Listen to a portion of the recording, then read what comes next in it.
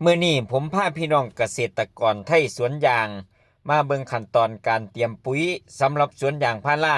ซึ่งเกษตรกรกลุ่มนี้เพิ่นเลือกใส่วิธีผสมแม่ปุ๋ยใส่เองครับพี่น้องครับแทนที่จะซื้อแบบสูตรสำเร็จมาใส่เพราะเพิ่นมองว่าสามารถควบคุมต้นทุนและเลือกธาตุอาหารให้เหมาะกับต้นยางได้หลายกว่าซื้อสูตรสำเร็จ ซึ่งปุ๋ยทั้งหมดที่เพิ่นนำมาผสมกันมีทั้งหมด3สูตรครับสูตรแรกเพิ่นใส่สูตร4600เม็ดสีขาวครับสูตรที่2เพิ่นใส่สูตร0060เม็ดสีแดงสูตรที่3เพิ่นใส่สูตร18460เม็ดสีเทาพี่น้องครับเมื่อเตรียมปุ๋ยครบเรียบร้อยครับก็ทำการเทร่วมลงไปในภาชนะก่อนจะคลุกเข้าให้เข้ากันอย่างละเอียดโคเล่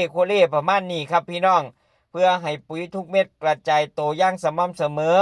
เวลาเฮาไปหว่านลงสวนยางเฮา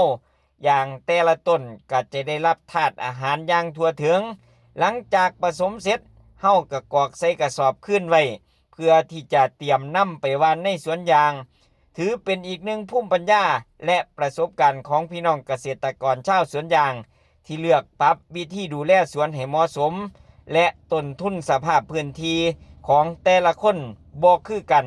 เพื่อที่จะให้ต้นยางแข็งแรงสมบูรณ์และให้น้ำยางดีตลอดฤดูกาลครับพี่น้องครับ